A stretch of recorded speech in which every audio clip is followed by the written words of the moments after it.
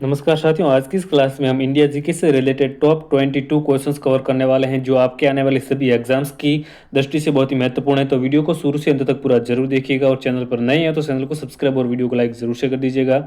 और ये जो सारे सवाल हैं ये किसी न किसी एग्जाम में आए हुए सवाल हैं, तो ये क्लास जो है आपके लिए बहुत महत्वपूर्ण होने वाली है। तो चलिए बिना किसी देरी आज की इस क्लास की शुरुआत करते हैं। देखिए, पहला सवाल है, भारत का देशांतरीय विस्तार कितना है? ऑप्शन है 34 डिग्री, 24 डिग्री, 26 डिग्री या फिर 30 डिग्री लगभग। तो देखिए, भारत का जो देशांतरीय विस्तार है तो वो है 30 डिग्री लगभग। तो ऑप्शन नंबर द जो है वो इसका राइट आंसर हो जाएगा। चलिए आगे बढ़ते हैं। सवाल नंबर 2 है, केंद्र शासित प्रदेश दिल्ली का क्षेत्रफल कितना है? तो देखिए, भारत का जो केंद्र शासित प्रदेश है दिल्ली, जो कि इंडिया की राजधानी भी है, इसके अगर क्षेत्रफल की बात करें तो वो है 1500 वर्ग किलोमीटर लगभग। तो ऑप्शन नंबर ब इसका राइट आंसर हो जाएगा।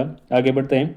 सवाल नंबर 3 है, नीचे दिए गए राज्यों का भारत संघ के संपूर्ण राज्य का दर्जा प्राप्त होने का सही कालानुक्रम कौन सा है? यानी कि इनमें से राज्यों का जो है राज्य को ऑफिशियली जो है वो भारत संघ में संपूर्ण राज्य का दर्जा होने कब प्राप्त हुआ था, उनको सही काल के अनुसार इसमें व्यवस्थित करना है। तो देखिए, इसका हो जाएगा नागालैंड, हरियाणा, सिक्किम और अरुणाचल प्रदेश जो है वो भारत के राज्य बनने के कालानुक्रम में सही बैठते हैं। तो ऑप्शन ब इसका राइट आंसर हो जाएगा। नेक्स्ट है, श्रीलंका को भारत से पृथक करती है, यानी कि श्रीलंका और भारत को कौन है जो अलग करता है? तो इसका राइट आंसर हो जाएगा ऑप्शन नंबर द मन्नार की खाड़ी जो है ये भारत और श्रीलंका इन दोनों को पृथक करती है। तो ऑप्शन द इसका राइट आंसर हो जाएगा। नेक्स्ट है, डूरंड लाइन निम्नलिखित दो देशों के बीच की सीमा रेखा है, यानी कि जो डूरंड रेखा है वो कौन से दो देशों के बीच की रेखा है? तो इसका राइट आंसर हो जाएगा ऑप्शन नंबर ब पाकिस्तान और अफगानिस्तान के बीच में जो सीमा रेखा है उसे डूरंड लाइन के नाम से जाना जाता है। अगला सवाल है, भारत की प्रादेशिक जल सीमा समुद्र तट से कितने समुद्री मील की दूरी तक है? तो देखिए, भारत की जो प्रादेशिक जल सीमा है वो समुद्र तट से कितने समुद्री मील की दूरी तक है? तो देखिए, इसका राइट आंसर हो जाएगा ऑप्शन नंबर 12 मील। आगे बढ़ते हैं। सवाल नंबर 7 है, निम्नलिखित में से कौन सा नगर कर्क रेखा से निकटतम दूरी पर अवस्थित है? तो देखिए, इसका राइट आंसर हो जाएगा ऑप्शन नंबर ये जो अगरतला है, ये नगर अगरतला कर्क रेखा से निकटतम दूरी पर जो है स्थित है। तो ऑप्शन इसका राइट आंसर हो जाएगा। सवाल नंबर 8 है, भारत और चीन के बीच सीमा निर्धारित करने वाली मैक मोहन रेखा निम्नलिखित में से किस प्रदेश के जो है उत्तरी सीमा पर खींची गई है? तो भारत और चाइना के बीच में जो मैक मोहन रेखा है वो कौन से राज्य की उत्तरी सीमा पर खींची गई है? तो इसका राइट आंसर हो जाएगा option number the Arunachal Pradesh. अगला सवाल आपके सामने है, लद्दाख का वो हिस्सा जिस पर चीन का अधिकार है क्या कहलाता है? तो देखिए, इसका राइट आंसर हो जाएगा ऑप्शन नंबर द अक्साई चीन। लद्दाख का जो क्षेत्र है जिस पर चीन का अधिकार है वो जो क्षेत्र है वो अक्साई चीन के नाम से जाना जाता है। नेक्स्ट है, इंडियन स्टैंडर्ड टाइम और ग्रीनविच मीन टाइम में कितना अंतर है? तो देखिए, इन दोनों के बीच में जो अंतर है वो 5 घंटे और 30 मिनट का अंतर है। तो ऑप्शन स इसका राइट आंसर हो जाएगा। नेक्स्ट है, भारत में इंदिरा पॉइंट कहाँ पर स्थित है? तो देखिए, भारत में जो इंदिरा पॉइंट है, ये सवाल जो है रिपीट हो चुका है। तो भारत में इंदिरा पॉइंट फ्रेंड्स निकोबार द्वीप समूह में है। तो ऑप्शन दो इसका राइट आंसर हो जाएगा। अगला सवाल है, मैक मोहन रेखा किन किन दो देशों के बीच में स्थित है? तो मैक मोहन रेखा जो है भारत और चाइना के बीच में है। तो ऑप्शन नंबर इसका राइट आंसर हो जाएगा। अगला सवाल है, भारत की स्थलीय सीमा निम्न में से कौन से देश से जुड़ी हुई नहीं है? तो देखिए, भारत की जो स्थलीय सीमा है वो इनमें से जिस देश के साथ जुड़ी हुई नहीं है वो हो जाएगा मालदीप।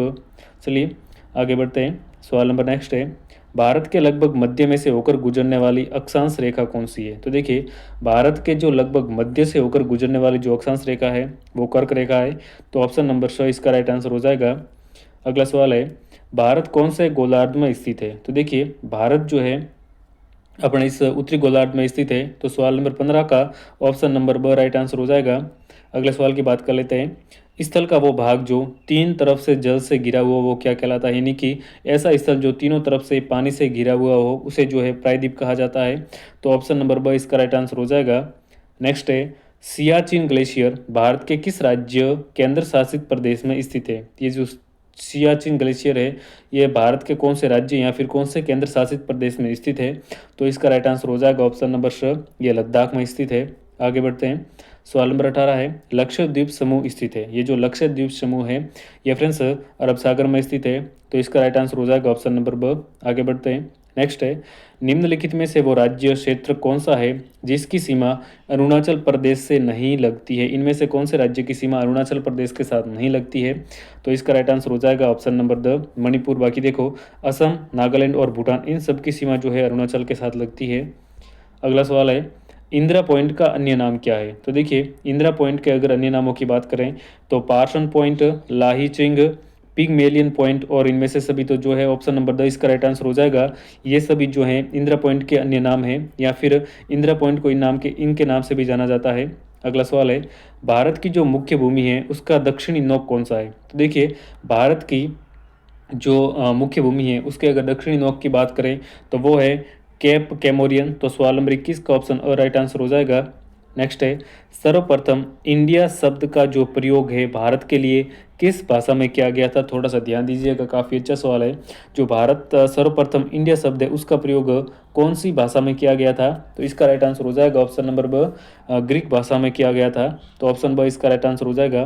देखिए आज की इस क्लास में हमने इंडिया जीके से रिलेटेड टॉप 22 क्वेश्चंस कवर किए हैं, जो आपके किसी भी एग्जाम जिसमें इंडिया जीके का सिलेबस इंक्लूड है, तो उन सभी के लिए जो आज की क्लास से काफ़ी इंपॉर्टेंट रहने वाली है। तो इस क्लास को आप एक बार जरूर से देख लीजिएगा ताकि आपको एग्जाम में बहुत हेल्प मिल सके। चलिए मिलते हैं अगले एक और नए वीडियो में, तब तक के लिए नमस्कार।